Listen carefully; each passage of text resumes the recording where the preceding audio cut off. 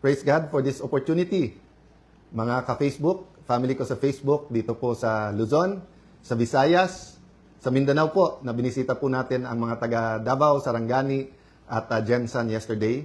At syempre po, parating special mention ang mga talagang nagmamalasakit, hindi lang sa ating ekonomiya, hindi lang sa kanilang pamilya, pero sa ating buong bansa, ang ating mahal na mga OFWs. Magandang hapon po sa inyo ngayon. Sa pagbati po natin ng magandang hapon ang ating pong topic today, pag-usapan natin ng konti yung impeachment process para bago ito mag-umpisa in almost more or less 2 weeks from now, medyo mas familiar na po tayo lahat. Pangalawa po, yung mga issues surrounding the Blue Ribbon Committee and yung ibang statements po na ginawa ng ilan nating mga opisyal, maging si Senator Lacson, maging si Senate President Win Gatchalian, or si Blue Ribbon Chairperson Erwin Tulfo. And then today is a special day sa Pamilya Cayetano. Ang tawag po namin ay everlasting life anniversary, no? Kasi tayo'y naniniwala when you are in Christ, you have everlasting life. So nung binawian ng physical na katawan o ng buhay yung katawan ng aking ama dito, naniniwala kami yun ang birthday niya in heaven. So ano yan, June 24. Tagal na po, 23 years. Parang sobrang tagal, pero syempre dun sa mga nagmamahal sa kanya, parang kahapon lang, no? So, let's start with a biblical principle, no? Ang purpose po natin in saying verses ay dalawa. One, I want to communicate that in everything we do, napaka-importante na kasama yung ating creator. Yung creator or yung manufacturer, siya nakakaalam ng purpose ng bawat isa. So, ang nag-manufacture or nag-create ng Toyota o Mitsubishi o BYD, siya may karapatan maglabas ng owner's manual o kaya ng user's guide, di ba? Ang nag-create ng iPhone, Samsung, Huawei, lahat ng napakagagandang mga cellphone, di ba? Yung user guide niyan or yung mga tips or yung mga upgrade sa kanyang operating system, yung manufacturer nakakaalam. So ako'y naniniwala din sa ating bansa, sa mundong ito, meron divine creator. So the second purpose is really not the verse per se, but the biblical principle involved, no? So, yung addressing myself to Christians, we believe kasi that the word is a living word, di ba? Ibig sabihin, hindi lang to aral sa eskwelahan, hindi lang to math or science or history. Living word to, it changes you. Having said that, even for non-believers or those who believe something different, or even kasi sa Christian community, di ba, napakadaming denominations, may major differences, for example, ang evangelicals at saka ang Catholics. But even yung Catholics, di ba, between yung Opus Dei at saka yung Jesuits, or ganun din sa evangelical, kung Pentecostal, kung Baptist, Presbyterian, di ba? Napakarami pong mga pagkakaiba, pero may core beliefs. And these core beliefs, I'll call them principles, di ba? Biblical principles. Kaya paulit-ulit po tayo na we can debate on opinions. Opinion yun eh. So, natural, opinion mo, iba sa opinion ko. Pag sinabi ni Lani, mas gusto niyang ang suot ko ay blazer or suit. Pag sinabi naman ni Tintoy na, sir, mas gusto ko pag suot mo t-shirt lang na plain. Pag sinabi naman ni George, iba talaga jacket. Kita mo si Robin Padilla, ang gaganda ng jacket, di ba? So, opinion yun eh, di ba? Ang facts, dapat hindi tayo nagdidebate. Kaya nga fact yun eh. Ibig sabihin, yun talaga, di ba? So, is the world flat or is it round? Nung wala pang way to prove it as a fact, some people said it's an opinion. Pero nung may iba ng scientific way, lalo na nung nakapunta na ng space ang mga tao, tapos nakitang bilog, it's a fact na bilog. But nowadays, pati ang facts, dinidebate. Kaya may alternative facts or may fake news pa nga kung fake talaga. That's why, let's go to principles. And what principle do I want to apply today? Yung biblical principle na kung anong ating itatanim, yan ang ating aanihin. Or what we sow, we will reap, di ba? So, mula pa elementary or sa bahay, tinuturuan tayo na kung anong itatanim, yan ang aanihin. So, hindi ka pwede magtanim ng mangga, tapos santol ang iyong aanihin. So, there is a tragedy, yung school shooting and then yung stabbing.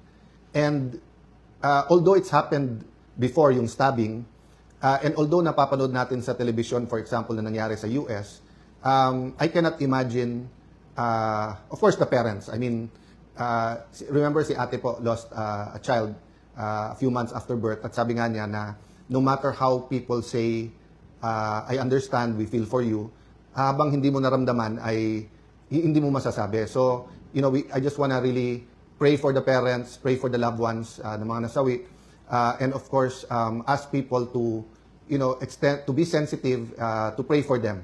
So, having said that, I also cannot say I can understand how the community feels, di ba? How yung classmates, yung mga na-trauma na bata, how the PTA, how yung mga homeroom teachers, how yung barangay, the barangay captain, everything it's just a shock to us, di ba?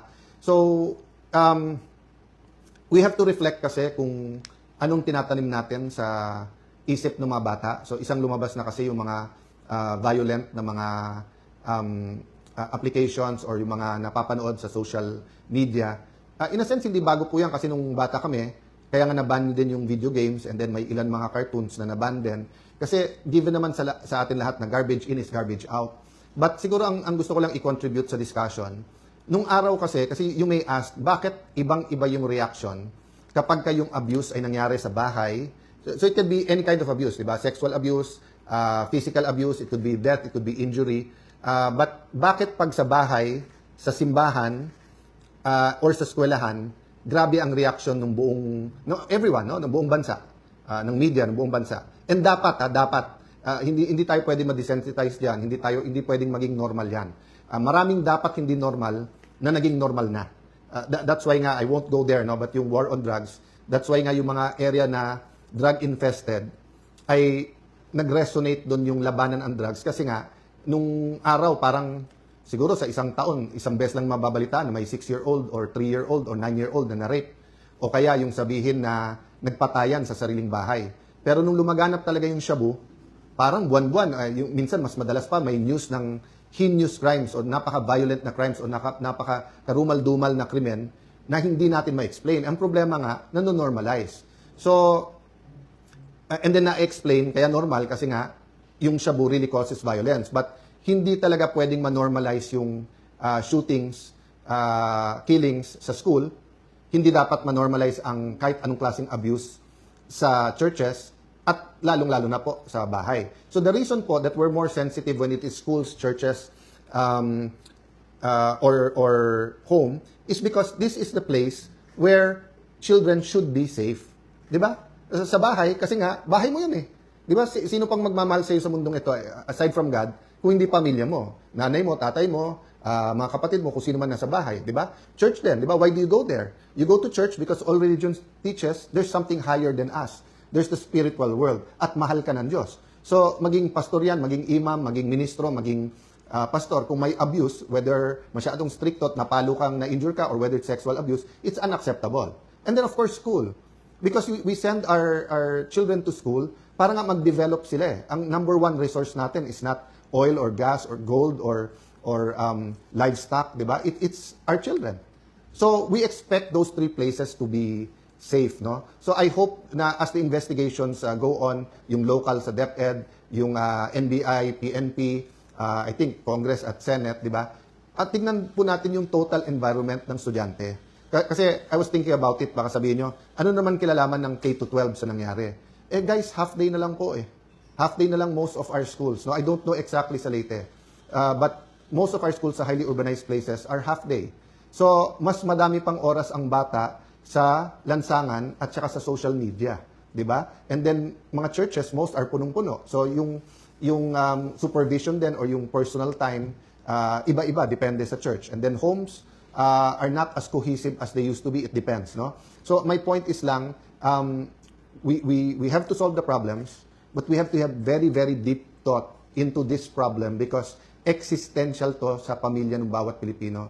So again, I join the millions who are praying and also nakikiramay dun sa mga biktima at sa pamilya. And then, of course, we understand their cry for justice. And definitely this problem with teenagers who think that they can do anything, the discussion has been there for more than 10 years.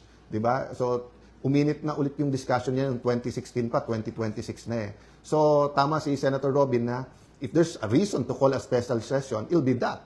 Diba? So, hindi po dahilan na wala pang members yung minority sa Committee on Justice because everyone can participate eh. Hindi naman kailangan yung botohan dyan eh. It's really getting to a consensus of what